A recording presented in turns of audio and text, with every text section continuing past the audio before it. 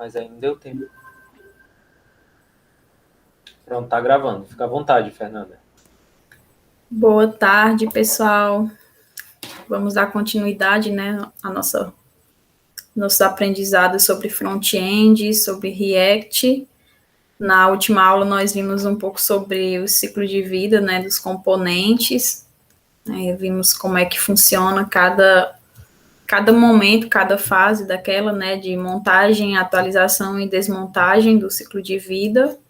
E na aula passada eu comentei, vocês também comentaram que tinha os hooks e que nos hooks era um pouco diferente que acontecia, né? Então, o momento mais esperado chegou agora de falar sobre os hooks. Hoje eu vou falar um pouco, eu acredito que nós vamos conversar hoje aqui, para muitos não seja novidade, porque vocês acompanharam o curso e viram, ele também deu uma introdução bem básica, então vocês já vão estar bem familiarizados com o que eu vou apresentar hoje.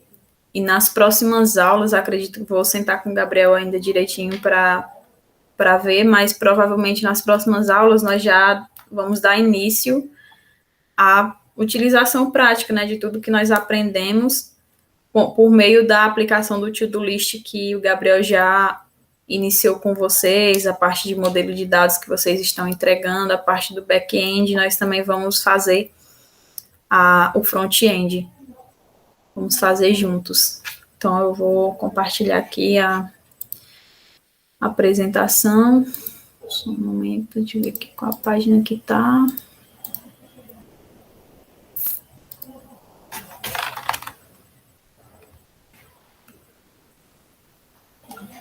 E na semana passada eu tinha preparado um meme tão legal, só que a gente foi para a prática.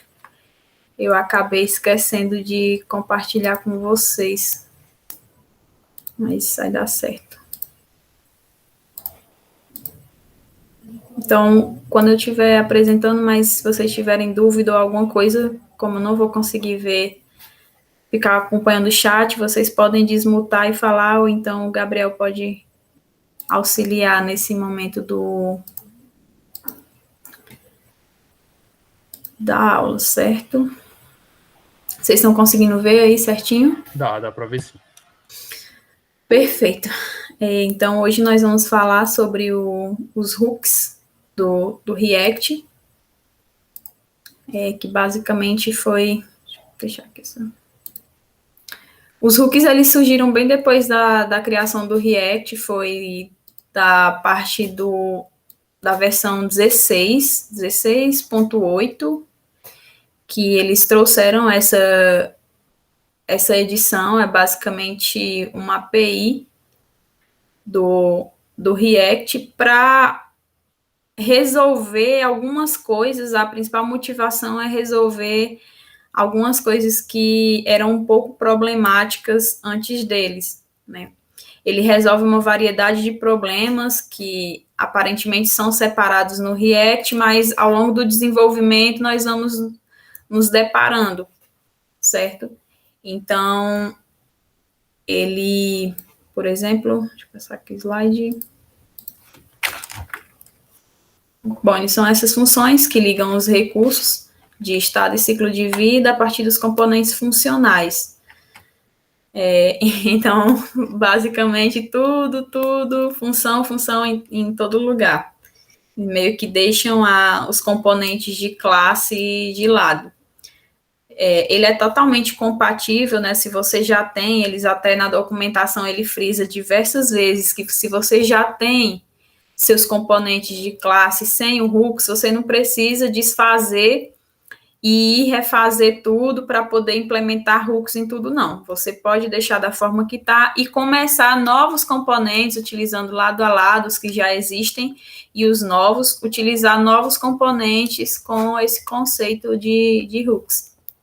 Então, as principais motivações são resolver alguns problemas que eram separados no React, porque ele permite reutilizar a lógica com o estado sem estar mudando a hierarquia de cada componente. Permite também a divisão de um componente em funções menores, baseadas em pedaços que são relacionados. Eles permitem também usar mais das funcionalidades de React sem as classes. E, crucialmente, eles funcionam lado a lado com o código já existente para que possamos adotá-lo gradualmente, como eu já tinha falado. Não é recomendado, não é preciso que, a partir dos hooks, tudo que nós já estudamos anteriormente, principalmente aquela estrutura de ciclo de vida que nós vimos anteriormente, não é que nada daquilo ali nós vamos amassar e jogar fora e, a partir de agora, focar basicamente em utilizar o que o Hooks está oferecendo. Não. Pode ser continuado a utilizar o que já era feito anteriormente, lado a lado com esse novo conceito que veio para facilitar, para incrementar no desenvolvimento. Certo? Então, falando desse primeiro ponto, que é de reutilizar a lógica com o estado sem mudar essa hierarquia dos componentes, é porque dele você pode extrair a lógica de um componente, você monta um componente com uma determinada lógica, e você pode extrair essa lógica de forma a ela ser testada independentemente e reutilizada. Isso vai tornar fácil de você compartilhar os hooks com vários outros componentes ou até mesmo com uma comunidade. Na prática, essas partes ficam mais evidentes, né? Então, ele também permite essa divisão, como eu já tinha falado, de componentes em funções menores. Dentro dele mesmo, você pode ir fazendo uma funçãozinha dentro da outra. Aí toda aquela questão que antes tinha da gente ter que, daquela primeira prática que nós fizemos, que o Miquel compartilhou a tela e nós fizemos, que tinha que utilizar os binds, tinha que fazer toda aquela estrutura dentro da classe, utilizar o dis, tudo aquilo, a partir do momento que você começa a utilizar os hooks, tudo aquilo meio que fica para trás, você não precisa estar se apegando àquelas coisas. Os componentes mais complexos, eles se tornam difíceis de entender, né? Que vão ficar super mais fáceis, mas facilita um pouco de entender, porque geralmente para manter um componente que ele começa bem simples, quando nós começamos, por exemplo, aqui geralmente quando nós vamos fazer alguma prática até o presente momento, são lógicas bem simples que a gente separa, como mudar o estado de alguma coisa, o que vai acontecer, a imagem vai girar, ela vai mudar de cor. Então, os componentes, eles começam simples, mas mais à frente nós vamos ver, quando estivermos fazendo o to-do list, ou principalmente no projeto de vocês, que esses componentes, eles podem crescer e pode fugir do seu controle, pode virar uma bagunça que você não consiga controlar, principalmente quando vem a lógica do estado e dos efeitos. Então, cada método do ciclo de vida, ele frequentemente contém uma mistura de lógicas que não se relacionam, né? Como nós vimos na aula passada. Cada método ali ficava separado um do outro e cada um tem a sua lógica, o de montar tem uma lógica, o de desmontar tem outra lógica, aí a cada atualização também tem que montar a sua lógica, né? Então, a partir da utilização dos hooks, né? Porque em muitos casos, quando a gente utiliza tradicionalmente o ciclo de vida, nós não podemos quebrar os componentes em pedaços menores por causa dessa lógica dos estados que está espalhada, e também é muito difícil de testar. Então, para resolver isso, os hooks, eles permitem que nós possamos dividir os componentes em funções menores. Você tem uma função principal e dentro dela você vai fazendo pequenas funções baseadas nos pedaços que são relacionados, meio que dividir, como o Gabriel agora está fazendo com o canal dele. Para cada assunto, os canais, né? Agora, para cada assunto, você coloca o que é relacionado àquele assunto para ficar uma coisa mais organizada, né? Em vez de forçar uma divisão que é baseada puramente nos métodos do ciclo de vida, como acontecia antes. Então, em vez de você forçar essa divisão, você pode optar por gerenciar o estado até com um dos hooks, que é o use reducer. Então, outra problemática que acontece é as classes. Elas são muitas vezes as classes, elas nos ajudam quando vamos falar de orientação a objetos, por exemplo. Os conceitos de classe, eles vêm para nos ajudar, mas muitas vezes também pode confundir quem está utilizando, porque o reuso do código fica mais difícil, a organização, muitas vezes,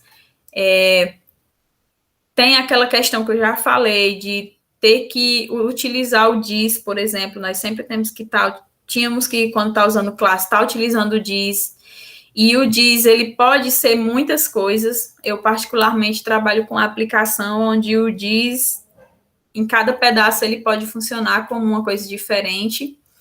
Então, a pessoa tem que entender como é que ele funciona no JavaScript, que pode ser totalmente diferente do que funciona em outras linguagens. Tem a questão dos binds, que eu já falei também antes. Então, o código, ele pode ficar muito grande, muito verboso, como os desenvolvedores costumam falar. Pode ficar muito complexo. Então, as pessoas muitas vezes podem até entender sobre props, o state e o fluxo, mas só que ainda tem a dificuldade de compreender como é que está estruturada aquela classe. Então, por isso que também nos hooks você pode utilizar as funcionalidades sem ter que estar atrelado a uma classe e bem mais simplificado de acordo com essas questões, de não ter que estar mais utilizando o dis, não ter que estar montando toda uma estrutura, não ter que estar utilizando o super, né? Porque eles sempre estiveram, a gente sabe que foi apresentado nas primeiras aulas que existem os componentes de classe e os componentes de função. Mas o React, a própria documentação dele fala que os componentes eles sempre estiveram mais próximos de funções. Então, o Hooks ele vem adotando as funções, mas sem sacrificar esse espírito prático do React, porque já é como se fosse da natureza do React essa questão das funções. Então, a própria documentação fala que os hooks eles provêem acesso a válvulas de escape imperativas e não requerem que a pessoa aprenda técnicas complexas de programação funcional ou reativa. Até porque quando nós utilizamos, particularmente quando nós utilizamos frameworks ou utilizamos libs desse tipo do React ou de qualquer outro, por exemplo, o Laravel, e outros frameworks que existem por aí, justamente é para abstrair muitas das coisas que a linguagem ela traz, muitas coisas que dificultam o desenvolvimento. Então, com os hooks, isso fica mais simples ainda no React. Vem trazendo, de fato, a intenção do React, certo? Então, eu trouxe aqui os dois principais hooks, que também, pelo que os spoilers que os meninos deram lá no Discord, vocês já viram, são os principais. No final eu vou mostrar e falar um pouquinho sobre os demais, tem outros também, mas os principais, que são o Use State e Use Effect, eu vou falar aqui um pouquinho sobre eles, são os mais utilizados e os que se aliam também ao que nós já vimos, que foi os estados e ciclo de vida. Dá para a gente fazer uma comparação bacana de como era antes e como é que está atualmente. Certo? Então, eu vou começar aqui pelo Use State.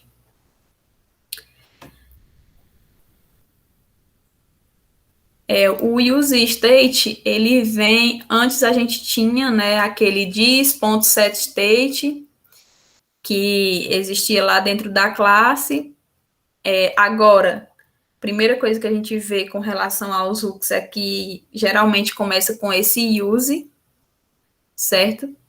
E esse é o hook mais importante, que é o use state, que é uma função exposta do próprio React que você importa em seus componentes. E aí, a partir dessa importação, a gente começa a desestruturar os valores dele, que antes, como vocês podem ver nessa imagenzinha, que eu lembro que nas primeiras aulas a gente fez aquela prática com o Miqueias, aí só isso daqui dava umas 3 linhas de código, porque primeiro a gente ia colocar a variável e o state dela inicial, aí depois ia ter que setar, tinha uma parte do código que setava uma função, dava mais de 3 linhas, né? Ia ter que setar uma função, ia ter que dar um parâmetro lá inicial para ela. Então, agora não, agora em uma linha só eu já consigo concentrar e utilizar da mesma forma que antigamente, ou até melhor, essa questão do estado, né? Primeiro eu seto a minha variável de estado, que é a que vai depois ficar se alterando. Vou setar uma função, que essa função é que vai ser a responsável pelas alterações do que vai acontecer no decorrer da aula, nós vamos ver no código, mas essa função aqui, por exemplo, aqui, setCount, ela vai ser a função que vai, antes tinha aquela setagem, para poder atualizar os valores, fica por conta dessa funçãozinha que vai ser declarada, né, vai ser desenvolvida mais à frente, e aqui é o valor inicial da variável, que aqui, por exemplo, nesse caso, está começando com 0. Então, ele tem esse estado inicial real, que os dados vão estar sujeitos a alterações, e ele já vem com esses 2 parâmetros, né? O valor real e a função que vai fazer essa atualização. Então, deixa eu até pegar aqui na documentação, ver o que ele fala mais sobre o use state.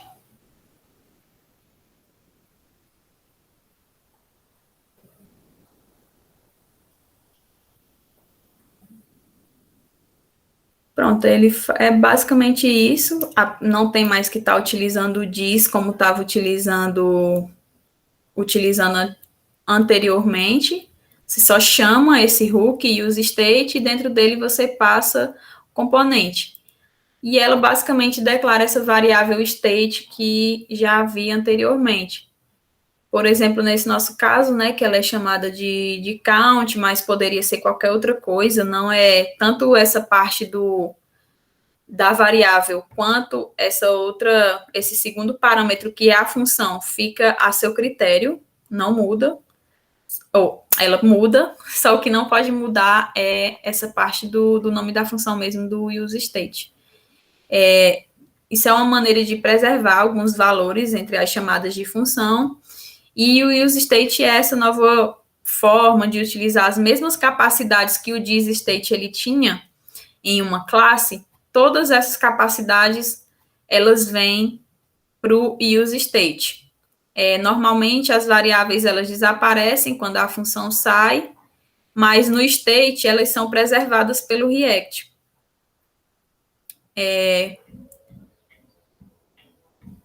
Então, o que geralmente a gente passa é o estado inicial, que pode ser 0, pode ser o que, se você vai receber, por exemplo, a chamada de uma API, aí você configura de acordo com seus critérios. Ele não tem que ser um objeto, nesse caso.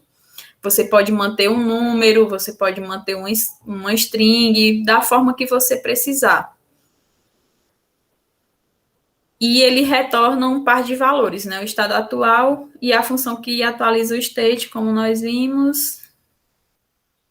Basicamente, sobre o use state é isso. A próxima, que é bem mais interessante, que basicamente, aí aqui ele é uma continuação, ele mostra como é a desestruturação dela.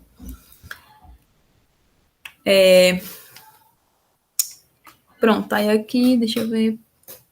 Ele está mostrando como era que ficaria lá embaixo, quando você já estivesse de fato utilizando ela. Eu vou mostrar esse exemplo aqui na prática, no final.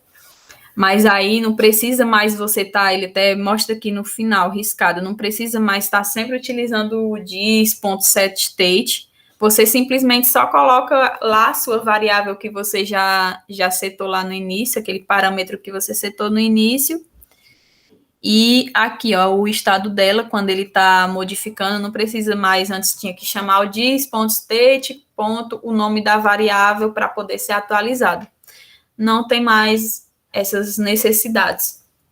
Torna o código bem mais limpo, bem mais simples de se trabalhar e até de compreender, né? Até com relação à compreensão de, por exemplo, pessoas que nunca trabalharam com React ou nunca conheciam antes um código React. Eu, por exemplo, que sou bem nova, assim, bem júnior no React, para mim é uma forma bem mais simples de entender o código. Eu acho até, Gabriel, que naquela aplicação que a gente tem, eu não lembro se ela está utilizando hooks. Depois era até bom ver na nossa aplicação da evasão se ela tem hooks ou não. Era até bom ver para ver se algumas funções tinha como criar com hooks. Ficar mais bacana. Aí aqui ele mostra como é que pode ser definido, porque você pode definir ela em vários tempos. Em tal momento eu quero que o use state seja X. Já em outro momento, o use state ele pode ser Y. Você pode definir ele várias e várias vezes dentro da sua função. Não tem assim algo que impeça de você fazer isso, de você não setar o use state em diferentes momentos. Então, temos também a outra principal, que é o use effect, que é ela que interage com as APIs e que faz a escrita em eventos. Então, a use effect, ela é meio que tudo, basicamente, falando a grosso modo, ela é tudo que nós estudamos na aula passada sobre os ciclos de vida. Nesse momento, com os hooks, o ciclo de vida ele é meio que manipulado com o use effect. Ele é quem lida com todos os efeitos, como o próprio nome dele já fala. Ele trabalha com os efeitos no hooks e com essa questão de ciclo de vida, né? Ele aceita uma função que conteria um código funcional, né, em componentes funcionais, efeitos como mutações, como assinatura, cronômetro, log, qualquer outro efeito que não poderia... Aliás, esses tipos de efeito, eles não poderiam ser colocados, você não pode utilizar eles com o use effect. Você também não pode utilizar ele loops dentro deles, por exemplo, for each, esse tipo de coisa. Porque ao usar esse use effect, ele é uma função que é passada.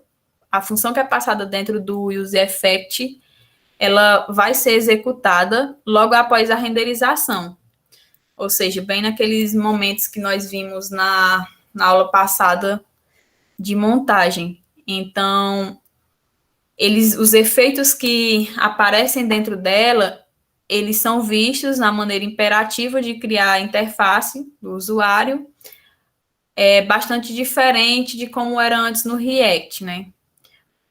Ele é usado principalmente para efeitos colaterais, que geralmente são usados para interações com uma API do navegador ou do DOM, ou com a busca ou assinatura de dados externos do tipo API. Então, quando nós formos utilizar, por exemplo, o nosso to-do list, muita coisa nós vamos ver aqui no Use Effect.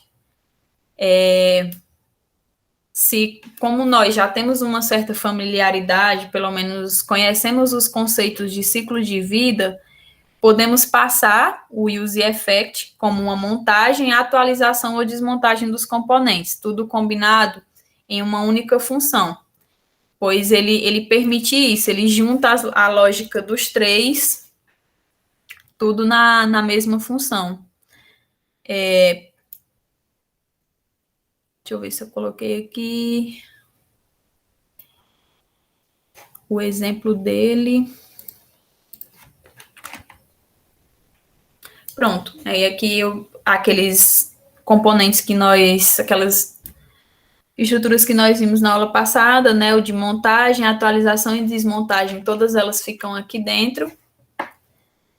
Por exemplo, aqui, nesse exemplo, nós estamos vendo que ele está utilizando o componente did mount, né, que é quando ele está setando o primeiro intervalo, quando ele está renderizando, e ao mesmo tempo, nessa função, ele também seta o did update, né, porque toda vez que isso daqui for atualizado, ele já vai mudar aqui, é um intervalo, acho que é bem parecido com o exemplo da aula passada, em que ele está setando um tempo, né, um timer. E aí também, dentro da mesma função, ele faz uma limpeza para poder limpar esse intervalo, é uma função cleanup, que ela faz a limpeza desse intervalo, desse timer que nós definimos anteriormente. Então, não precisa mais ter várias linhas de código onde a lógica ela era totalmente separada. Na montagem, você tinha uma coisa, quando chegava lá na atualização, você ia ter que fazer mais uma lógica, e na desmontagem, lá no final, nem que fosse só uma linhazinha, como é aqui para limpeza, ia ficar separado. Com o Use Effect, você pode fazer tudo isso no mesmo lugar. Os hooks, como tudo na vida, ele tem regras, né? Você só pode utilizar ele em nível superior, não pode utilizar o hooks dentro de loops, dentro de regras condicionais ou funções aninhadas, ou seja, não podemos utilizar ele em regras e fiel, se colocar vou meter um hook aqui dentro, um hooks aqui dentro. Se isso daqui for acontecer, aí vai executar esse hook aqui. Se não, não é interessante, dentro de loops também, ou dentro de funções aninhadas. E também o hooks só pode ser utilizado dentro das funções do próprio React. Existem outros hooks disponíveis para serem utilizados, que são esses daqui: use callback, use memo, use ref, use imperative handle, use layout effect e use debug value. E você também pode fazer, né, o seu próprio... Você pode criar os seus próprios hooks. Deixa eu ver, explicar um pouco aqui sobre cada um deles.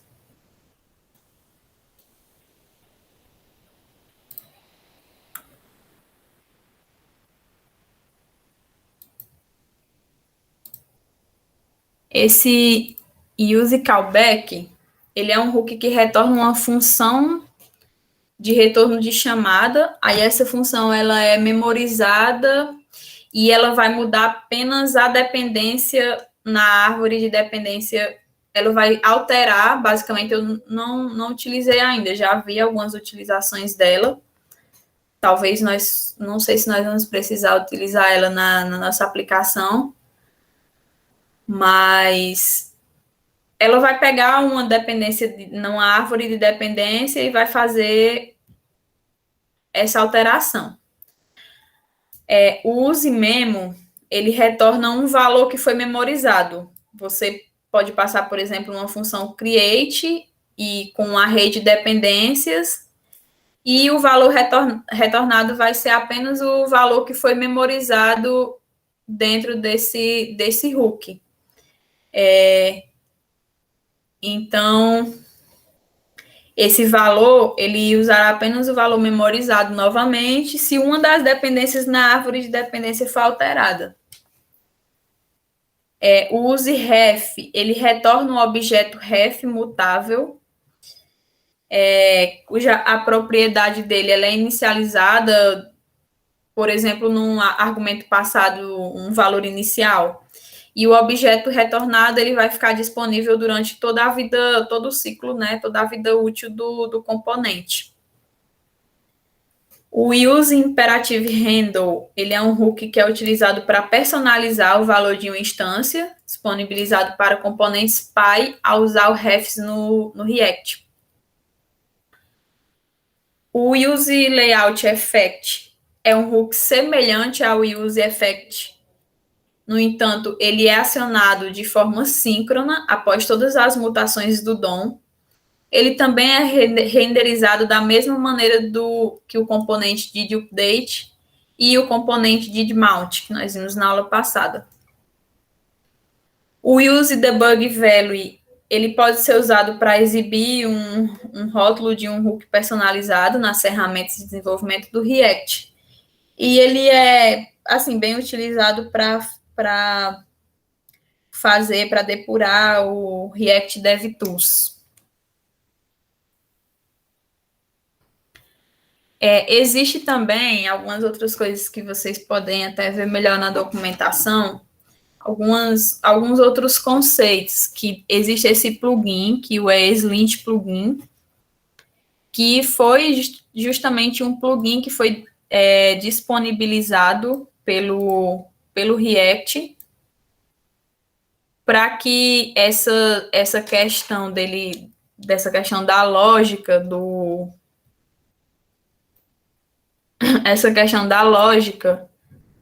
das regras de utilização do hooks, justamente com o ESLint, ele já aplica essas regras. E você pode adicionar ele no seu projeto via linha de comando. Tem na documentação lá, você dá um npm install ESLint plugin, vocês podem encontrar na documentação, e aí esse plugin, com ele, você aplica essas regras que eu falei anteriormente, de utilizar o hooks apenas no primeiro nível e dentro de uma função do React. E tem essa outra questão de fazer Cadê a apresentação? De você fazer hooks customizados. Que basicamente, o que seria esses hooks customizados?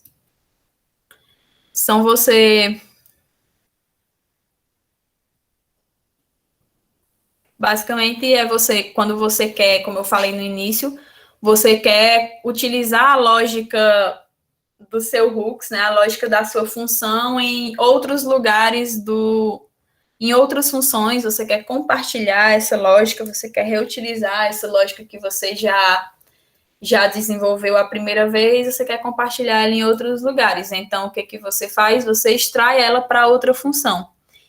E como os componentes do hook, eles são funções, então a lógica vai funcionar para eles também. Então, um hook customizado, ele nada mais é do que uma função JavaScript, cujo nome começa com use, que pode ser utilizado por outros hooks. Como nós já vimos, fica bem evidente, todos os hooks, eles iniciam com esse use.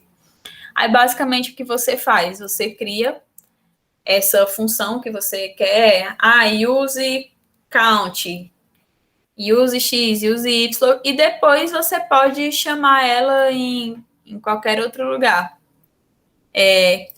Você basicamente copia a lógica de outro componente e joga nela. Ele não precisa ter uma assinatura específica, você decide qual é o argumento que você quer, o que ele vai retornar. Ele é basicamente como uma função normal.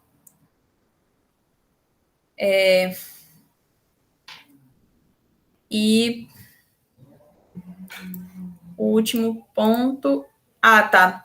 É de compartilhamento de informações entre os hooks, que também pode acontecer, de você querer compartilhar, que é algo que o hooks também permite, por conta de serem funções, né? Nada mais são do que funções, então você pode utilizar componentes e fazer esse compartilhamento. Porque, tipo, por exemplo, o user state, ele vai te fornecer o último valor de uma variável, né? O último estado. E aí você pode passar esse último estado, você pode jogar ele numa variável, por exemplo, ID, ou uma variável de... Levando, eu estou tentando pensar já nos nossos exemplos do to-do list. Você pode pegar o estado da sua última atividade e passar no hook customizado como se fosse um parâmetro. Então, isso vai fazer, por exemplo, te apresentar qual a próxima atividade, mas aí eu estou pensando muito no to-do list e estou acabando dando spoiler. E com os hooks você pode usar a sua imaginação. Claro que não vão abusar, mas eles oferecem a flexibilidade de você compartilhar a lógica de uma forma que não era possível fazer com os componentes antes. Você pode escrever, customizar hooks que vão cobrir diversos casos da sua aplicação, uma gama de casos da sua aplicação, como, por exemplo, manipular formulários, animações, sobrescrições, e você pode criar hooks simples, que são fáceis de usar tanto na funcionalidade nativa do React, quanto nas funcionalidades que você venha a desenvolver. Então, mas o que a documentação também, ela tenta frisar e tenta que é importante o desenvolvedor ele ter essa visão, é tentar resistir à tentação de ficar adicionando e adicionando abstrações. Agora que o componente de função, né, nós não precisamos, entre aspas, mais de nos apegar às classes, então, os componentes de funções, com eles a gente já pode fazer muito mais, então eles vão ficar bem maiores, certo? Não vão ser mais pequenas funções. Geralmente, quando a gente utiliza funções, os escopos são bem menores do que as classes, mas agora eles vão ficar um pouco maior. Só que mesmo que eles fiquem um pouco maior, você tem que ter essa mentalidade, tem que pensar e não tentar fazer uma coisa nem grande demais. Eu vou criar um hook aqui que ele atenda um hook só, que atenda toda a minha funcionalidade. Não. Você pode separar e criar alguns hooks, mas também tem que ter atenção para não fazer um hook pequeno demais. Achar que, porque é uma função, eu vou fazer ele aqui, ele vai cobrir só 1% da minha aplicação. Então, tem que ter muito cuidado com essa abstração. Tem que começar achar os casos onde um hook customizado, ele pode esconder uma lógica complexa atrás de uma interface simples, ou simplesmente ele pode ajudar o seu componente que estava bagunçado e você quer organizar. Então, por exemplo, você pode ter um componente que ele tenha um state grande, e que você pode tentar tornar ele mais fácil, como, por exemplo, utilizando outras funcionalidades, que ele até cita na documentação. Se vocês derem uma lida, como eu sempre recomendo, a documentação é a nossa bíblia. Ele fala sobre o Redux, né? Que são convenientes para testar de forma isolada a nossa aplicação, ver a lógica dela, a complexidade, quebrar ela em lógicas menores, se for o caso, E aí, no caso, você pode utilizar, se você não quiser utilizar, não vou utilizar Redux, eu quero utilizar o meu próprio state para fazer isso, não quero utilizar outra biblioteca, já estou utilizando essa, então você vai lá e vai tentar escrever um hook que ele possa fazer esse gerenciamento do seu estado, né, dos estados da sua aplicação.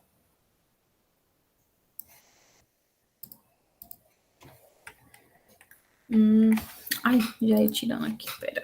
Olha, gente, eu tinha feito isso aqui a aula passada, que o Gabriel não estava aqui. Aí, eu esqueci de mostrar a aula, porque nós fomos olhar, eu acho que, não lembro se foi código, de mostrar essa obra de arte que eu demorei 30 minutos para fazer, de Gabriel, mas aí não tem problema. Mostrei nessa aula mesmo ele estando aqui, tomara que ele não esteja vendo. Tem que terminar todos os slides agora. Tô vendo, sim. Muito bom. Pois é, tinha sido a aula passada para quebrar o gelo, né? Mas só que aí. Mas só que ainda não terminou, tá?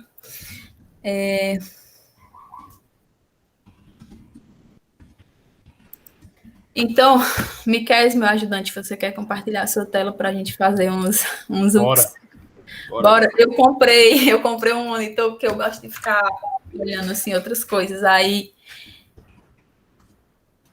Gabriel, que é isso? Você tá furando minha aula falando sobre investimento? Gadelha tá nessa Não. agora. É porque os meninos perguntaram aí, eu tava vazando aí. Gente, eu posso expulsar o professor da própria aula? Acho que não dá, não. Ele que criou. Infelizmente. Brincadeira, viu? Tá. Sim, deixa eu parar de compartilhar aqui a minha. Pra gente tentar só compartilhar aí a sua, Miquel. Eu tava falando, né? Eu comprei um monitor, aí acredito que ele já era para ter chegado e foi para a cidade vizinha. Lascou. Eu necessitada, aí eu fui todo dia eu vou no correio, eu só não fui hoje porque não deu tempo ainda. Você já tá compartilhando a tua tela? Ainda não. Tá.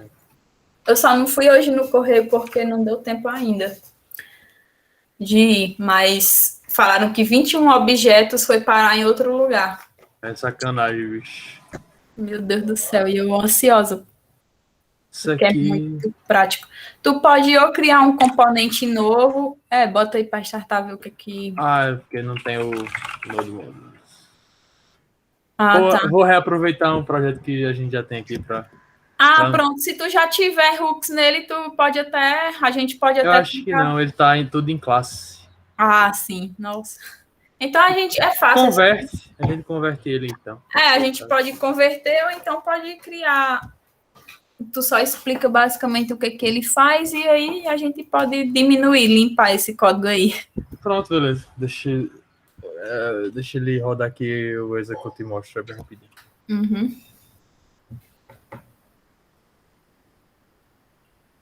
É engraçado que com o Hooks diminui demais o código mesmo. Claro, né? Porque são funções, mas mesmo assim faz tudo e diminui demais o... Sim, fica menos... Eu acho que é legal porque, de certa forma, quando você usa o this, meio que você omite algumas coisas e deixa meio que a responsabilidade da classe para o cara ficar olhando e procurando onde você está usando. Exatamente. A parte do funcional é muito prática nesse sentido porque tudo fica muito explícito o que você está usando ali, onde o contexto em si ele fica mais claro. Exatamente, fica bem mais claro. Eu particularmente, assim, tem uma aplicação que eu trabalho, que é o Mapa da Saúde, que ela é com o Slim Framework. Assim, ela é um pouco de tudo, essa aplicação que é de comunidade, todo mundo mexe, ela é bem... Mas eu não gosto de estar utilizando o DIS lá, tudo utiliza o DIS. Aí tem momentos que você está com mais de 3 entidades na página, E aí eu, particularmente, eu fico totalmente perdida. Esse diz que eles estão utilizando isso para mexer no código de 5 anos atrás. Aí eu fico procurando. Esse diz aqui que eles... Quem é essa entidade que eles estão chamando agora? Esse diz aqui está se referindo a quem? Agora eu já estou acostumando, mas no começo era muito difícil. No JavaScript, dentro de classe, pelo menos, os caras usam muito, sei lá, chamam uma função, né? Por exemplo, decrement, aí bota o apply, aí passa o contexto, para garantir que você vai usar o contexto daqui de dentro, né? Geralmente tem muito disso. Tem esses macetinhos para tentar fugir dos erros que usar o this traz. Certo? Vou rodar aqui. Beleza. É só um contadorzinho que quando chega nos 15 ele reseta. Não é nada demais, não. Não, mas eu basicamente o que eu estava pensando em mostrar era bem parecido. Era uma função de clique que ela também você ia clicando e ela... Pronto, a gente reconverte aqui. Mas vamos ver aí o que a gente pode fazer. Deixa eu matar isso aqui, vou matar isso aqui. Tira classe, né? Aí. Isso aqui vai ser uma função e aqui vai passar. Aí passa isso. Mata o construtor. Mata mas todo. Mas peraí, do construtor ali tu não vai precisar de nada. Não. A gente só do return, na real. Return aqui.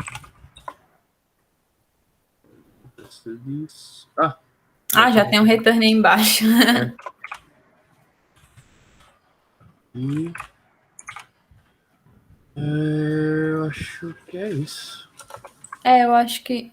essa classe name container aí é porque tu tá utilizando para deixar aquele estilo, né? Eu criei um CSSzinho aqui. Pronto, então vamos aí em cima. Isso aqui eu vou arrancar também. E vamos. Outro pra cá, deixa eu reiniciar. Pronto, ele morreu. Não existe mais. Morreu. Aí tem que fazer aí logo os imports, né? Basicamente os state.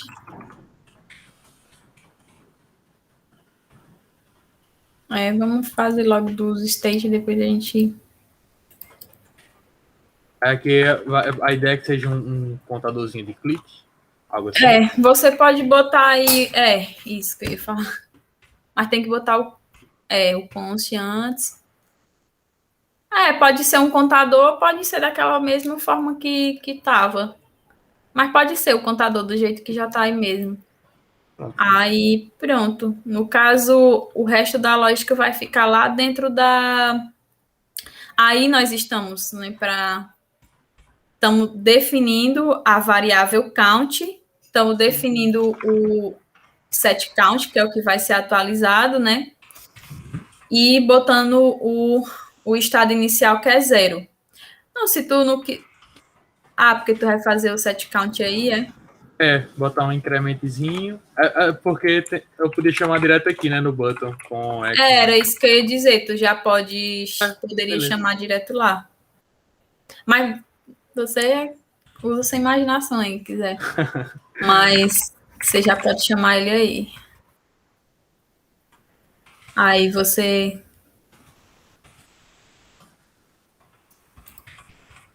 vai botar aí dentro de chaves, né? Sim. Aqui para poder chamar o count. Tu vai botar embaixo, os números? Sim, entendi. Eu vou colocar aqui, né? Direto. Clica. Aqui.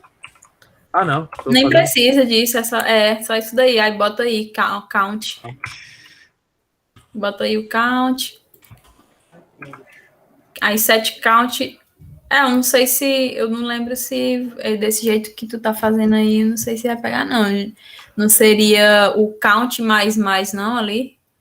Aqui no on-click aí. Não, o count mais, não. É porque tu tá usando... porque eu tô usando a função incremente. Então, acho que não precisa desse mais que tu já tá botando ali fora, não. Precisa? Porque tu tá botando esse mais aí. Porque quando ele chegar aqui, ele vai pegar o valor do count. Aqui é só do botão mesmo. Ah, tipo. sim, o botão, bota... É. Ah, tá. Só que eu Peraí. apertei, aí ele deu um erro na função. Ele tá dizendo o quê? Ele deu um erro na função. Tá. Dá um zoom aí. Sim. Foi na função. É isso que eu tô... Vamos tentar fazer do jeito normal. Não, mas né? é porque, peraí, ó, tu tá passando a set count ali. Aí, ó, o Edmundo falou ali que tem que chamar... Chamar o quê? Tem que Tem que chamar... chamar entendi. increment. Então, mas é porque isso aqui já seria o suficiente, não? Porque eu já tô passando uma função. Pronto.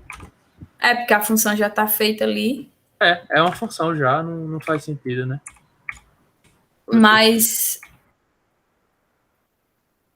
o nome da função tá correta. Mas eu acho que tem, viu? Que tu passar num clique, tipo que nem isso que o Edmundo tá falando aí. Vamos tentar do jeito normal, sem usar lá. Count. Count mais um.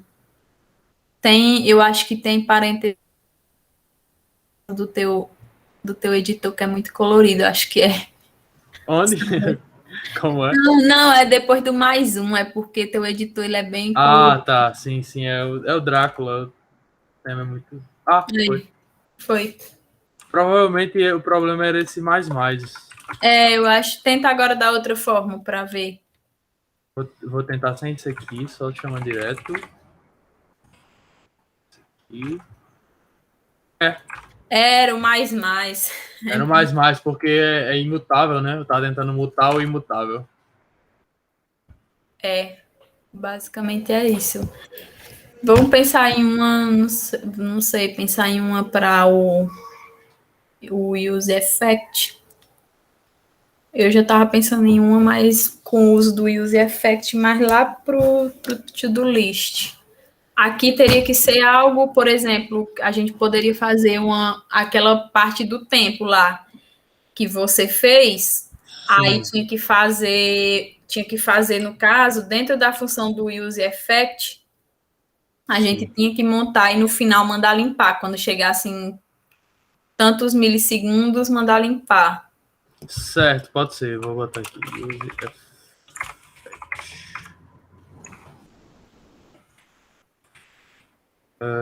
Aqui a gente vai passar uma função como parâmetro, né? Pronto. O Juan tá falando aqui. Só fazer quando clicar tantas vezes, fazer algo.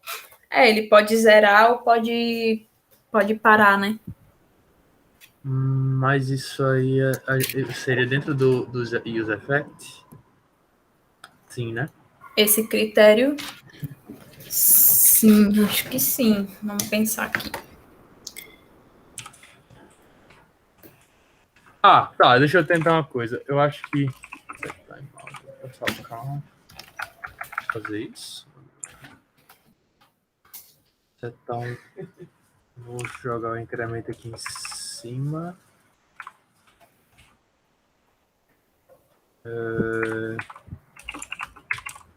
Vou chamar o incremento e vou passar aqui.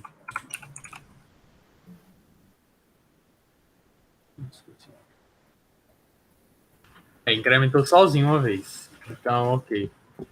A minha ideia é que a cada vez que ele meio que voltasse para cá. Eu acho que ele não faz isso sozinho, não. Voltasse para cá para onde? Para dentro do use effect. Porque aqui eu estou incrementando e estou alterando o valor do count. Eu imaginei que ele voltaria... não. Depende, se tu passar... é isso. Era isso que eu queria. Mas aí, o que tu botou ali como critério de parada? Não tem critério de parada, ele vai incrementar sozinho. Pra sempre. Não, tem que ter. Mas a gente pode botar aqui, count igual a 15. Aí a gente vai voltar o set count para 0. Se não, a gente continua a contagem. Então, deixa eu atualizar para ele voltar aqui. Vamos ver se ele chega no 15. Foi demais, né? Eu acho que eu Devia ter botado. Não, mas tá bom, já tá quase. Certo. Aí, é porque começou do zero, né, eu acho. maior que 15, não é? Não, também agora vamos diminuir, né? Porque também é festa. Se for maior que 15, aí ele vai zerar, se não... É isso. Basicamente, esse pouquinho aí nem precisa desse botão, né? Nessa segunda segundo segunda momento. aqui. Então, basicamente, com essa... Tu não tem... porque tu deu um... Eu contei aqui, ele meio que entrou 2 vezes. Tu escreveu a função em cima daquela classe, mas tudo que tu fazia naquela classe daquele tamanho... Eu tô fazendo aqui e sem isso aqui, na verdade. Não precisava nem disso aqui. Era só... Exatamente. Foi o que aí... Foi nem... com uma função, né? Um hook e uma função e pronto.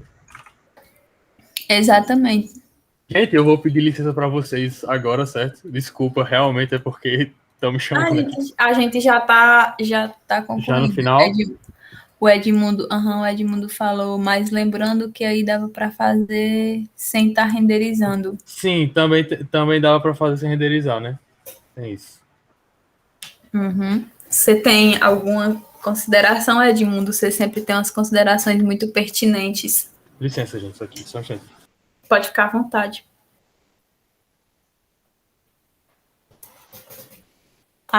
Certo. Basicamente, eu acho que foi o que vocês tinham visto também, né? No curso tinha sido essas esses 2 hooks, né? Que vocês comentaram.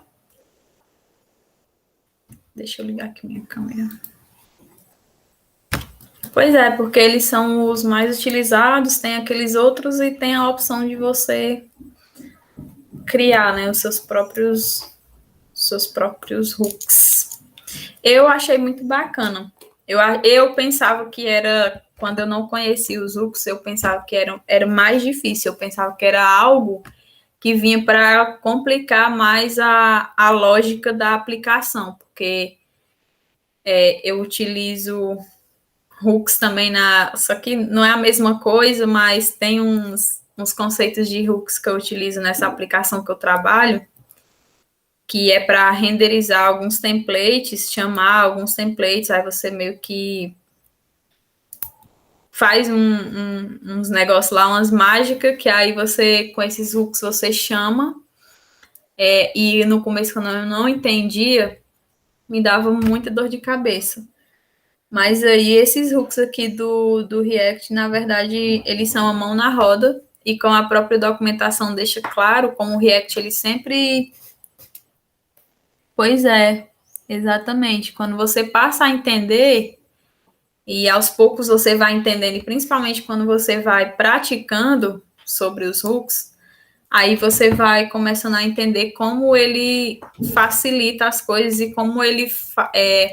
se você utilizar da maneira correta, você utilizar da maneira limpa, vamos dizer assim, pensando na lógica da sua aplicação como um todo, como é que você pode encaixar para nem deixar de mais nem de menos dentro do seu hook, ele pode se tornar muito útil e bem melhor como eu estava falando, o React, ele sempre foi voltado mais, ele tinha tem classes, conceito de classes e de funções, mas ele sempre foi mais voltado para funções. Então, ele, com os hooks, ele caminhou mais ainda para o que ele se propõe a fazer, sem tanta problemática de lógica de classe. E como eles andam lado a lado, não é uma coisa que, a partir da versão 16.8, as classes não são mais utilizadas no React. Não, como os hooks eles já foram feitos adaptativos para trabalhar de lado a lado com as classes, eles mesmos recomendam que o que já está feito em classe continue assim, que você vá utilizando os hooks dali para frente, não precisa desmanchar a sua aplicação toda e refatorar e fazer tudo de novo. Mas alguém tem mais alguma consideração?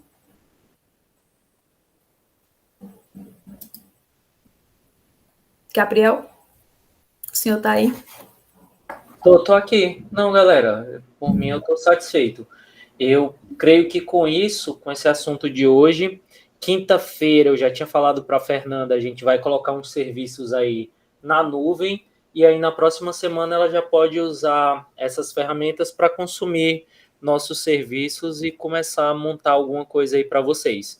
A minha ideia é que a gente consiga ter um arcabouço de tecnologias e ferramentas até o final da segunda unidade, para que na terceira unidade vocês possam se dedicar bem ao projeto.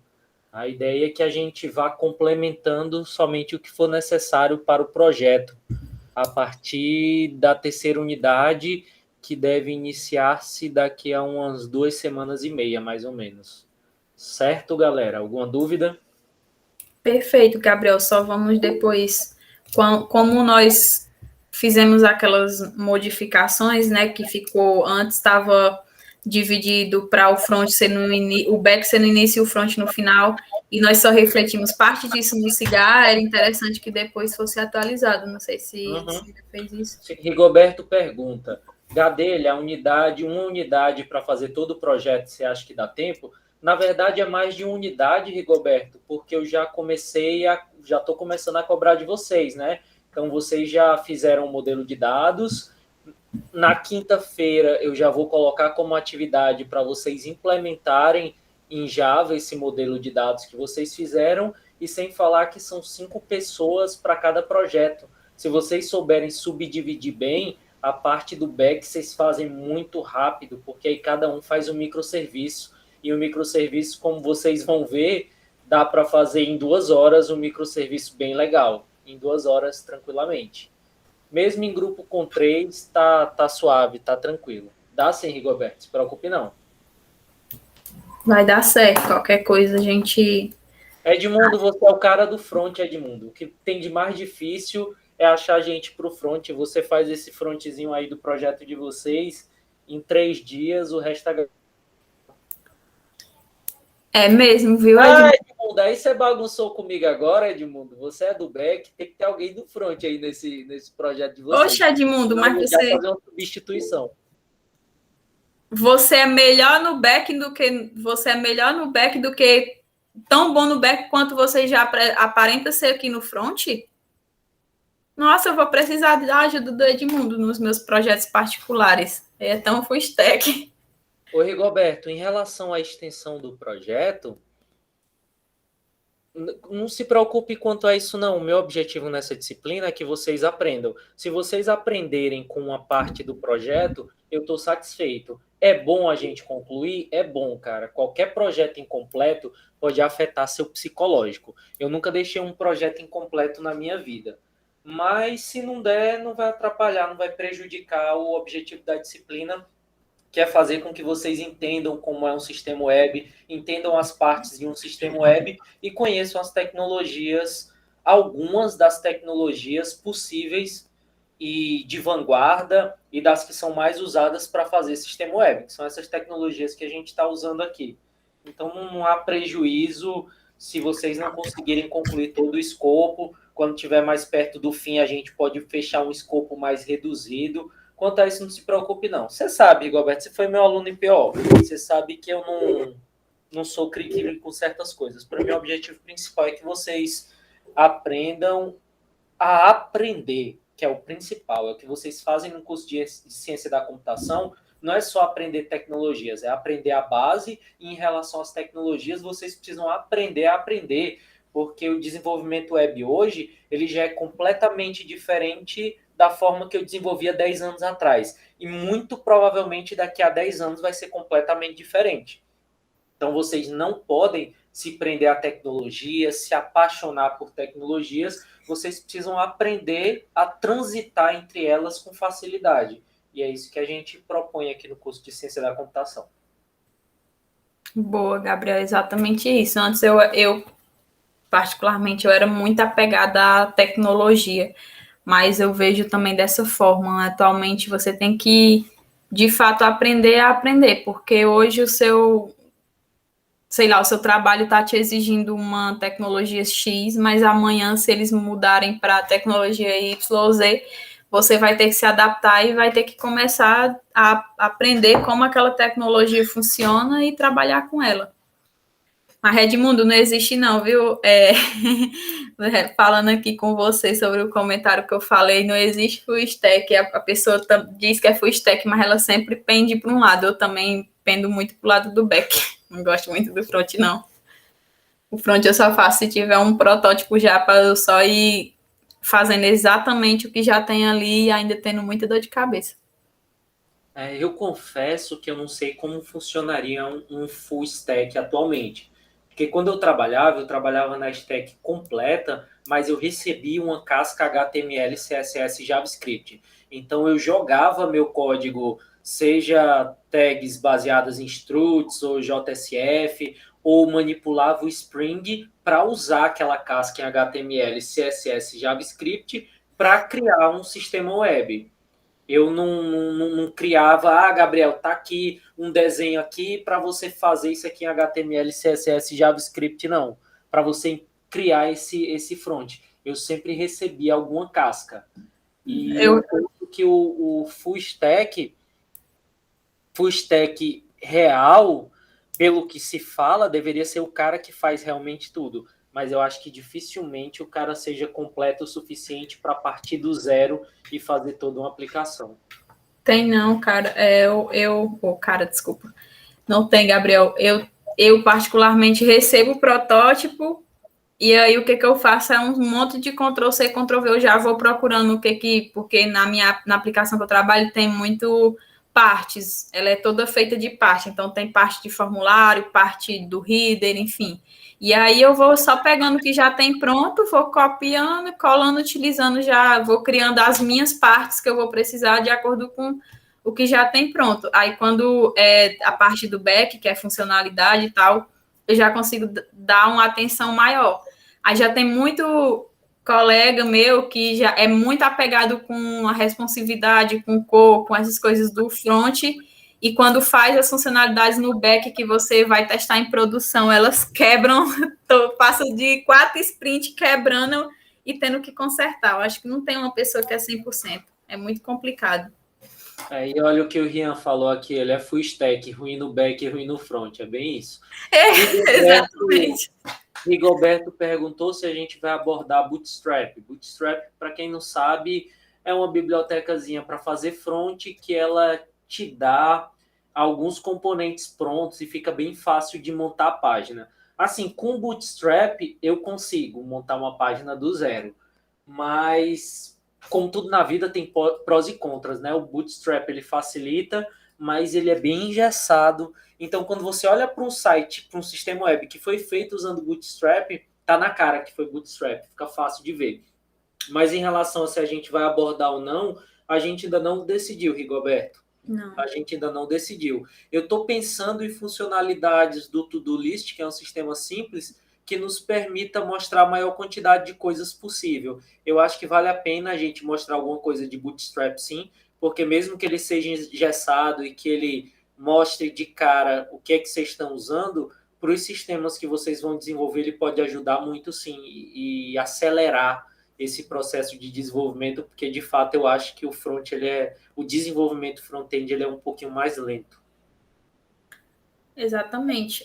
Tem que ver, nós temos que pensar justamente como vocês têm essa questão do tempo para o projeto. Nós, quando formos desenvolvendo o to-do list, a gente pode ir vendo e pensando, acho que a gente tem que desenhar o que vai ter nesse to-do list e lá no momento prático a gente utilizar. O que acontece no meu trabalho, a gente não utiliza o Bootstrap, a gente utiliza as classes do Bootstrap, mas é um main do CSS enorme, porque não é utilizado, o projeto ele não tem Bootstrap, não. O Edmundo, que você comentou que acho que vale mais a pena a parte do React. Com certeza vale mais a pena, mas tem muita gente que fica bloqueado se não conseguir fazer um sistema minimamente bonitinho. E fazer o sistema minimamente bonitinho, mexer com CSS é um negócio que consome muito tempo. Principalmente questão de posição, assim, são detalhes que consomem muito tempo. Então, se você usa alguns recursos do Bootstrap que já vão te dar isso, você economiza, cara, muito tempo de verdade. De fato, não tem por onde. Você vai ver que, se você for comparar o tempo, se você fosse fazer uma estilização assim do zero com o React mesmo para colocar a funcionalidade, os detalhes eles sempre consomem mais tempo. É que nem a construção de uma casa. Você vai ver assim a construção, você começou a construir hoje, daqui a 1 mês e meio, 2 meses, a casa está em pé. Aí você pensou, opa, mês que vem eu vou morar. Vai mais um ano de massa, de pintura, de acabamento, de piso, de detalhezinho. O detalhe consome muito tempo. Verdade. Mas com relação a os pequenos ajustes, essas pequenas coisas no decorrer do caminho, nós vamos nos alinhando, pessoal. Então é isso. Da minha parte, Gabriel, declaro encerrada a aula de hoje. Tá ótimo então, galera. Pois um grande abraço para vocês. Até quinta-feira. Eu vou tentar, para quinta-feira, eu vou ver se eu gravo o que eu quero mostrar para vocês amanhã. E aí, se eu conseguir gravar amanhã e disponibilizar, seria legal que vocês assistissem antes da aula, porque aí durante a aula eu ia deixar vocês fazendo para eu ir acompanhando e deixar vocês no mesmo ponto que eu. Porque assim talvez fique mais fácil. Eu gosto de ficar intercalando. Uma aula eu vou, faço na hora com vocês, outra aula eu posso gravar. Só que quando eu gravo, na aula passada, por exemplo, não deu tempo de eu ver o de vocês funcionando. Eu me sinto mais satisfeito quando eu vejo o de todo mundo rodando igual.